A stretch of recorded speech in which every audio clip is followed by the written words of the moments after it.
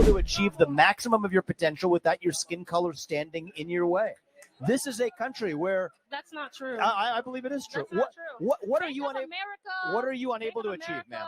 Felicia, what can you? Fargo, they literally all what of these do you other wish to banks achieve? just got sued for not giving home loans to African American people. That happened in 2024.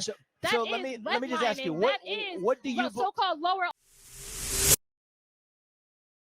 Welcome to the Open Minds Show. I'm your host, Christopher Balkaran, and folks, if you're liking my content, I'm trying to inject a little bit more of moderate perspectives into our increasingly polarized landscape. So if you like my content, definitely hit that like button, subscribe, and share. Vivek Ramaswamy uploaded this to his YouTube, and I found it to be an actually interesting exchange between Vivek and this law student, Felicia, because Felicia raises some really interesting points. You see, on the topic of racism, I think that both the right and the left kind of struggle a little bit with this topic. And, from the left's perspective, it's systemic, that somehow the system is rigged against Black people, against Latino people, against people of color. And from the right's perspective, it's, pull yourself up by the bootstraps. There's a lot of people who've pulled themselves up and moved on with their lives, and they have led meaningful lives as a result. And I think both actually do have their place.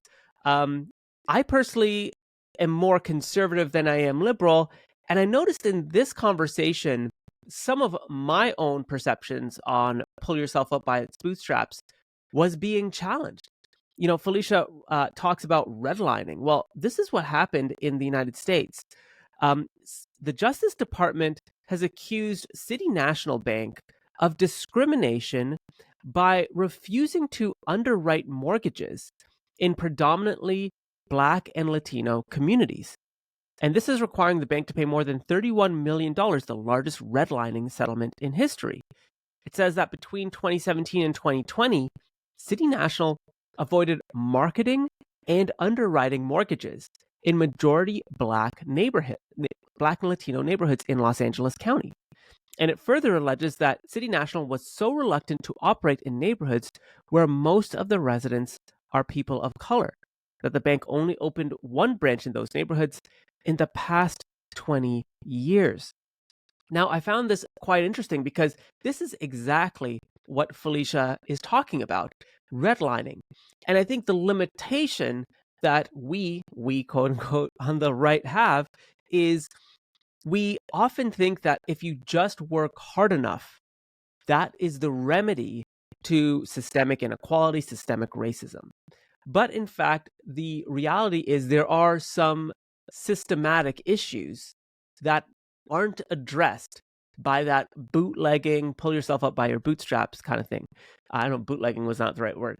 But even research in the book, The Color of Law, redlining has long-term impacts on Black home ownership, wealth accumulation, and educational opportunities.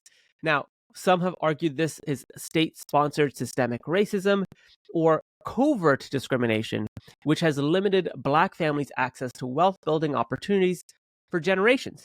Even today, studies show that Black mortgage applicants are denied loans at higher rates than white applicants with similar financial backgrounds. Now, this, again, I think points to Felicia's perspective, and one which is quite limiting for those on the right, because there's evidence of this type of racism that's happening.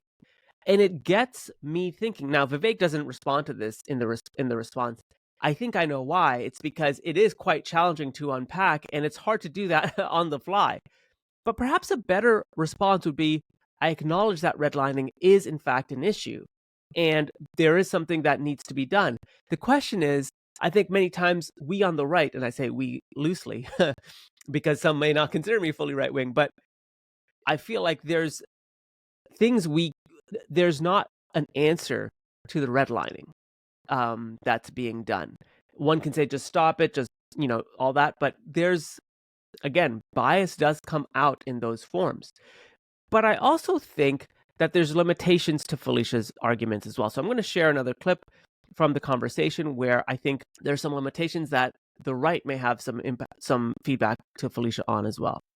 And I think it's around here. City for 10 years. Yeah. If somebody wears that red hat, make America great.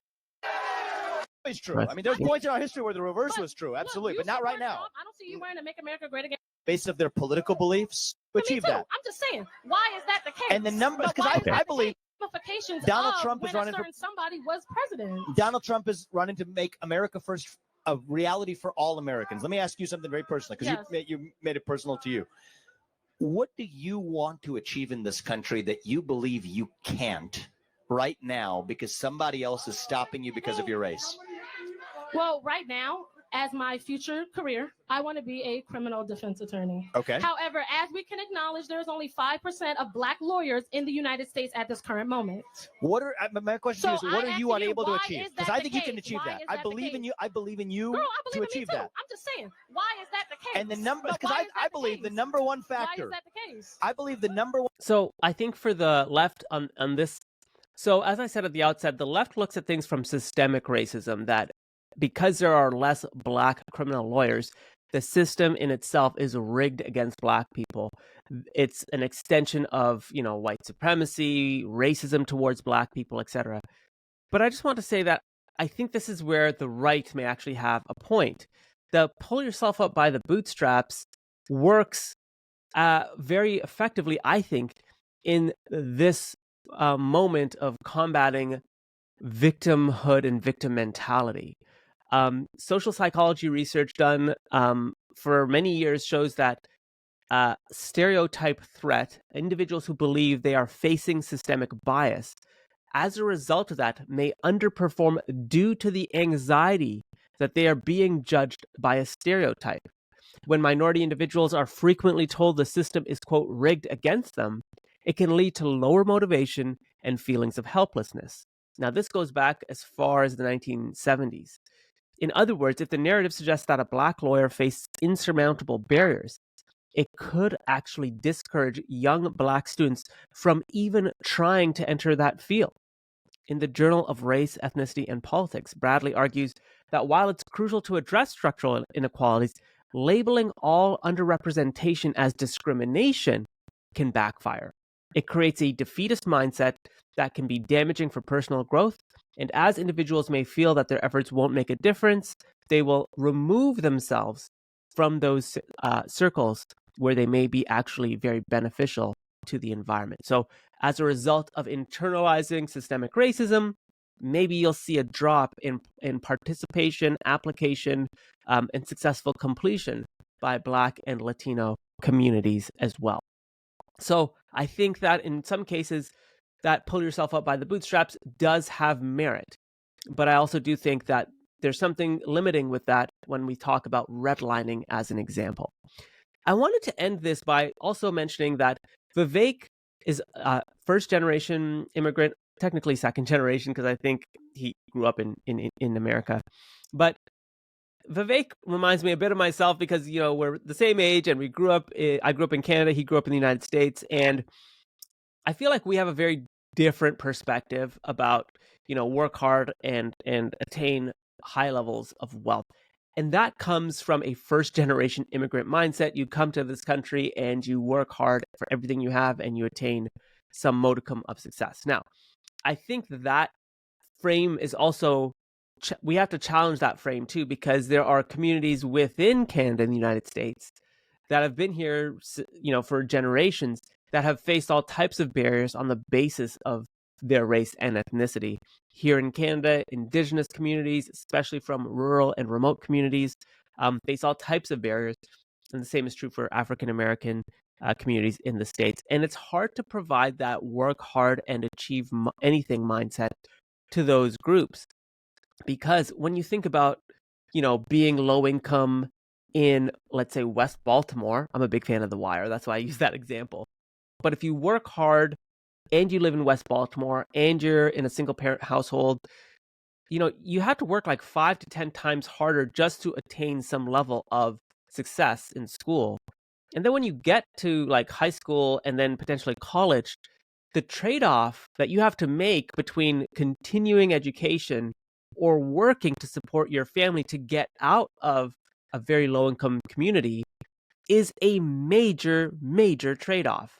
it's one that middle class, even lower middle class communities don't have to make such a drastic decision on. So, the choice of getting out of your community is quite real.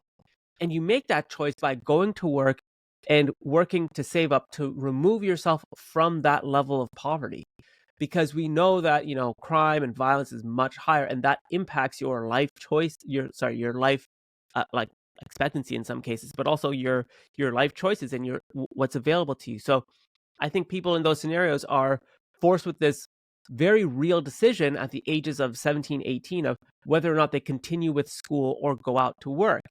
Now, I think the educational system is more geared to the first generation immigrant who's coming to Canada, United States, who's working hard despite all things stacked against them, quote unquote, to succeed. And what the first generation immigrant may have that a low income community member, Black community member from West Baltimore doesn't have is that sense of family togetherness, and we have to make it. Somehow we have to make it. And I think that's what separates sometimes that reality, right? So it's hard, but we see this replicated over and over in many statistics that first generation immigrants do typically extremely well in the United States and Canada. And I think it's because the environment in which many find themselves in are maybe low income, maybe low to middle income communities, but there's not as much extreme violence, extreme domestic violence, extreme crime, extreme behavior that could impact a person's decisions. And once you eliminate for those extreme forms of violence and behavior, I think you'll naturally get people making better life choices. And you couple that with a strong work ethic, and it doesn't surprise me that first generation immigrants are succeeding in many cases higher than white Americans and white Canadians. That doesn't surprise me given those factors. So I think Vivek sometimes applies that first generation immigrant lens without recognizing that there are issues and challenges that are systemic that African American members, specifically from extreme levels of poverty, do face in making decisions about whether to go to school or not. And pulling yourself up by the bootstraps, I don't know. I don't think it's enough for someone coming from those communities. But I'd love to know what you think about this, because I found this to be an interesting video.